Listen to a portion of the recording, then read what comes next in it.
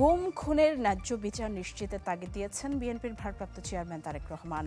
রাজধানীর হোটেল লেকশোরে ইফতার অনুষ্ঠানে ভার্চুয়ালি যুক্ত হয়ে তারেক রহমান আশা প্রকাশ করেন, স্বৈরাচার বিরোধী আন্দোলনে নিহতদের হত্যাকারীদের বিচারের দাবিতে সব রাজনৈতিক দল এক থাকবে। আর জাতীয় প্রেস ক্লাবে ইফতার অনুষ্ঠানে বিএনপি মহাসচিব আহ্বান জানান হাসিনার ধ্বংস করা রাষ্ট্র ও গণতান্ত্রিক প্রতিষ্ঠান গড়ে তোলার।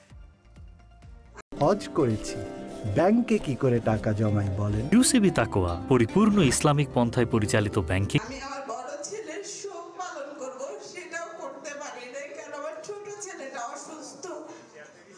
তারা দুইটা ভাই, আমার ছোট ছেলের বন্ধু বলতে আমার বড় ছেলে ছিল, তার একটাই কষ্ট, আম্মু দাদা ভাই আমাকে আর তোমাকে কার কাছে রেখে গেছে। ছেলে জাবিরকে হারানোর আহাজারি মা ফাতেমাতুজ জোহরার কণ্ঠে। শুধু জাবিরের মাই নন, স্বৈরাচার বিরোধী আন্দোলনে শহীদ পরিবারের স্বজনদের চোখের জলে ইফতারের আগে সৃষ্টি হয় আবেগঘন মুহূর্ত। বুকের এখান থেকে পিছন দিকে অনেক ছিদ্র হয়ে বের হয়ে গেছে।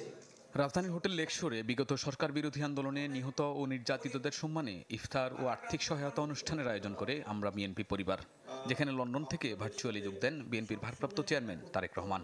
বলেন, দেশবাসীর অধিকার প্রতিষ্ঠায় গুম খুনের বিচার নিশ্চিত করতে হবে।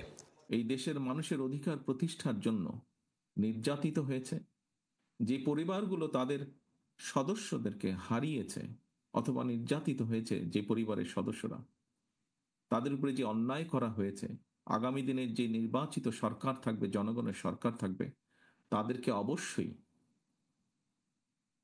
এই অন্যায়ের যে হয়েছে সেই অন্যায়ের বিচারগুলো করতে হবে। এদিকে জাতীয় প্রেস ক্লাবে বাংলাদেশ ফেডারেল সাংবাদিক ইউনিয়ন ও ঢাকা সাংবাদিক ইউনিয়ন আয়োজিত ইফতার অনুষ্ঠানে প্রয়োজনীয় সংস্কার শেষে দ্রুত নির্বাচনের দাবি জানান বিএনপি মহাসচিব।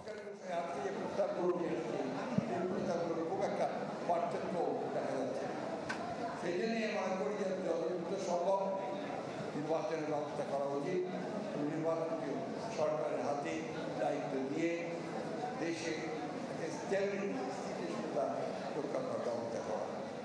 শেখ হাসিনা যে রাষ্ট্র ও গণতন্ত্র ধ্বংস করেছে তা জনগণের প্রত্যাশা অনুযায়ী গড়ে তুলতে সবার প্রতি আহ্বান জানান মির্জা ফখরুল। শাহনেওয়াজ বাবলু, চ্যানেল 24, ঢাকা।